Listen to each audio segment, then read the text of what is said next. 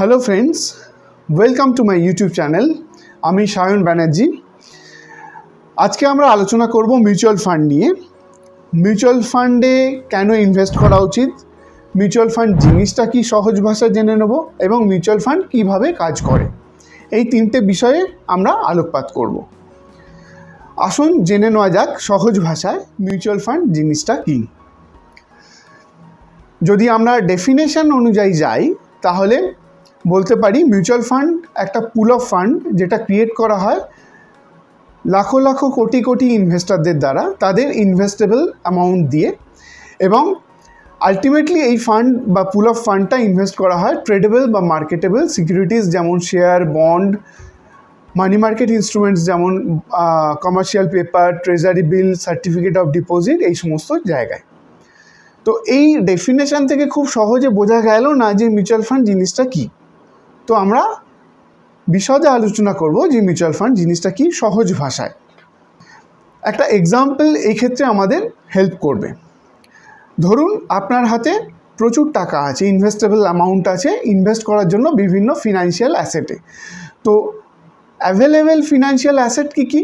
Direct share, bond, money market instruments, treasury bill, commercial paper, এই সমস্ত জিনিস তো আছেই। এর সঙ্গে আছে ফিজিক্যাল অ্যাসেটস যেমন গোল্ড, রিয়েল এস্টেট এটসেট্রা। তো আমরা এই সমস্ত জায়গায় ডিরেক্টলি ইনভেস্ট না করে একটা পুল অফ ফান্ড ক্রিয়েট করলাম অনেক ইনভেস্টর মিলে, যার দায়িত্ব দিলাম সেই পুল অফ ফান্ডটা ম্যানেজ করার একজন ফান্ড ম্যানেজারের হাতে। তো মিউচুয়াল ফান্ড সেই এক্স্যাক্টলি এই জিনিসটাই করে, একজন ইনভেস্টমেন্ট ম্যানেজারকে এগিয়ে দেয় বা ফান্ড ম্যানেজারকে এগিয়ে দেয় যে এই পুল অফ ফান্ডটা ম্যানেজ করার জন্য। তো যে কোম্পানি এই পুল অফ ফান্ডটা ম্যানেজ করে সেই কোম্পানিটার নাম হচ্ছে অ্যাসেট ম্যানেজমেন্ট কোম্পানি বা এএমসি সংক্ষেপে বলা হয়। মিউচুয়াল ফান্ডের গার্জেন যদি বলা যায়, সেই মিউচুয়াল ফান্ডের গার্জেন হচ্ছে ট্রাস্ট। ট্রাস্ট হচ্ছে ইনভেস্টরদের ইন্টারেস্ট প্রোটেক্ট করে এবং মিউচুয়াল ফান্ডটা বিভিন্ন রুলস অ্যান্ড রেগুলেশন অনুযায়ী কাজ করছে কিনা সেটা এনশিওর করে। কে না? এই ট্রাস্ট। আর স্পন্সর কি করে?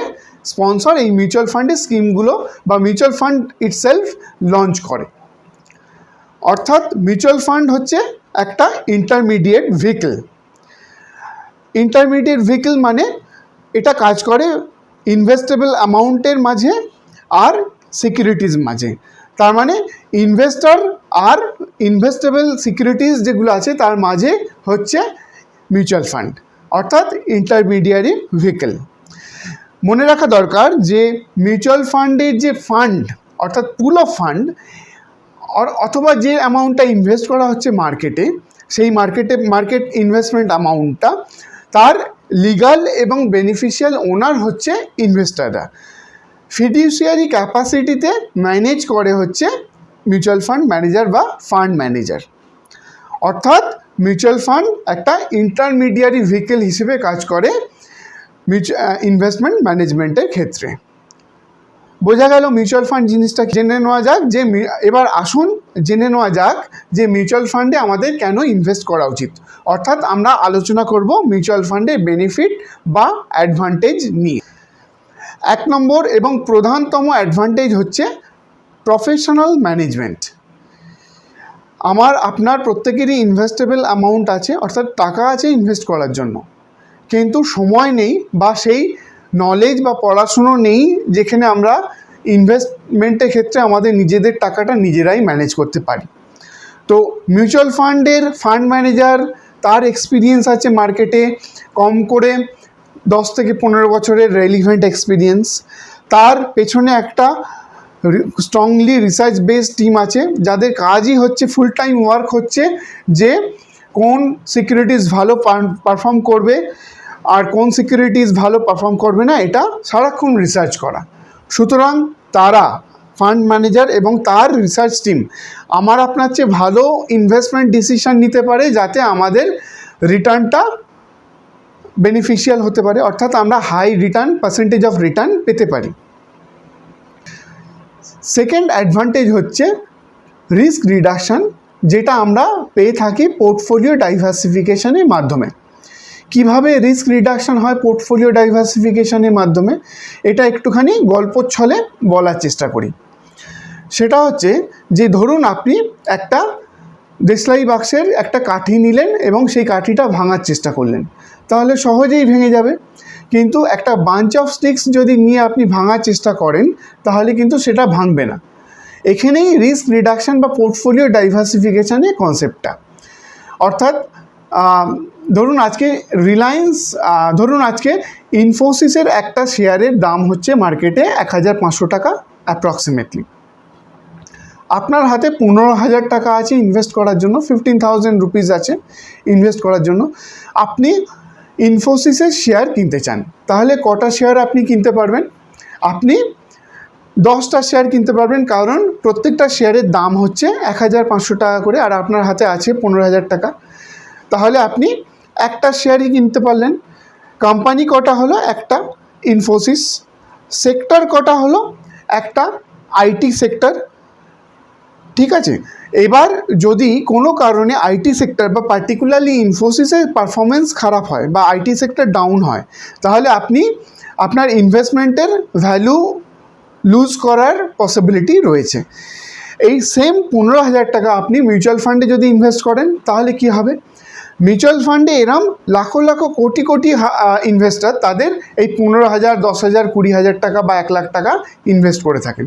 ফলে যে পুল অফ ফান্ডটা তৈরি হয় সেটা 15,000, 20,000, 30,000, 1 লাখ টাকার নয়, এটা কয়েকশো কোটি টাকার, কয়েক হাজার কোটি টাকার। ফলে যখন মিউচুয়াল ফান্ড ম্যানেজার বা ফান্ড ম্যানেজার এই ফান্ডটা বিভিন্ন জায়গায় ইনভেস্ট করার জন্য কাজে লাগাবেন, তার কাছে কর্পাস অর্থাৎ ইনভেস্টেবল অ্যামাউন্ট কয়েকশো কোটি টাকা, কয়েক হাজার কোটি টাকা। ফলে তিনি ইনভেস্ট করতে পারবেন কম করে 35 থেকে 40, 50, 60টা কোম্পানিতে। ফলে আপনি কিন্তু আপনার ইনভেস্টমেন্টটা পুরোপুরি ডাইভার্সিফাই করে দিতে পারলেন। অর্থাৎ ওয়ারেন বাফেট যে প্রিন্সিপাল, যে don't put your eggs in one basket, এই প্রিন্সিপালটা কমপ্লিটলি ফলো করতে পারলেন। এখানে সুবিধা হলো যে কোনো একটা কোম্পানি বা কোনো একটা পার্টিকুলার সেক্টর যদি খারাপ পারফর্ম করে, অন্য অনেক কোম্পানি বা অন্য অনেক সেক্টর তার ভালো পারফরমেন্স আপনাকে হাই পার্সেন্টেজ অফ রিটার্নের দিকে এগিয়ে নিয়ে যাবে। এই গেল রিস্ক রিডাকশন বা পোর্টফোলিও ডাইভার্সিফিকেশনের অ্যাডভান্টেজ। থার্ড অ্যাডভান্টেজ কি? ট্যাক্স এফিসিয়েন্সি হচ্ছে থার্ড অ্যাডভান্টেজ। ট্যাক্স এফিসিয়েন্সি কি না, মিউচুয়াল ফান্ডের একটা স্কিম আছে বা মিউচুয়াল ফান্ডের একটা ক্যাটেগরি আছে রাদার, সেটা হচ্ছে বলা হয় ELSS, যার ফুল ফর্ম হচ্ছে ইকুইটি লিঙ্কড সেভিং স্কিম। এখানে যদি আপনি ইনভেস্ট করেন টাকা, তাহলে ইনকাম ট্যাক্স অ্যাক্টের 80C ধারা অনুযায়ী আপনি 1.5 লাখ টাকা অবধি ছাড় পাবেন। এবং এটা উল্লেখযোগ্য বলা যে অন্যান্য সমস্ত 80Cর যে ইনস্ট্রুমেন্টগুলো আছে তার থেকে সবচেয়ে কম লক ইন পিরিয়ড হচ্ছে ELSS-এ। সেটা ক বছর? সেটা হচ্ছে 3 বছর।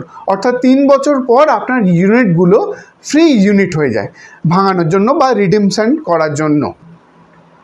এছাড়া মিউচুয়াল ফান্ডের কিছুদিন আগে অবধি long term capital gain on equity and equity oriented mutual fund সেটা এক্সেম্পটেড ফ্রম ট্যাক্স ছিল। এখন সেটা একটা সামান্য ট্যাক্সেশন বসানো হয় 10%। Long term capital gain on equity oriented mutual fund সেটা বিয়ন্ড 1 লাখ, অর্থাৎ 1 লাখের বেশি যদি আপনার ক্যাপিটাল গেন হয় long term capital gain equity oriented mutual ফান্ডে, তার উপর 10% ট্যাক্সেশন বসানো হয়। অর্থাৎ ট্যাক্সেশনের হিসেবেও মিউচুয়াল ফান্ড একটা খুব অ্যাডভান্টেজ প্রোভাইড করার মতো জায়গা।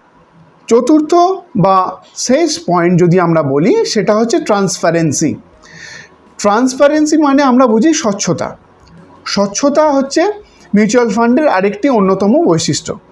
আপনি কোথায় টাকা রাখছেন, কত টাকা রাখছেন, কোন সেক্টরে আপনার টাকা খাটানো হচ্ছে, কোন কোন কোম্পানিতে আপনার টাকা খাটানো হচ্ছে, পার্সেন্টেজ ওয়াইজ আপনি সমস্ত কিছু ট্র্যাক রাখতে পারেন। ন্যাভ, প্রত্যেক দিনের ন্যাভ আপনি চেক করতে পারেন। তো আমরা আজকে আলোচনা করলাম যে মিউচুয়াল ফান্ডে কেন ইনভেস্ট করা উচিত, মিউচুয়াল ফান্ড সহজ ভাষায় মিউচুয়াল ফান্ড জিনিসটা কী এবং মিউচুয়াল ফান্ড কীভাবে কাজ করে।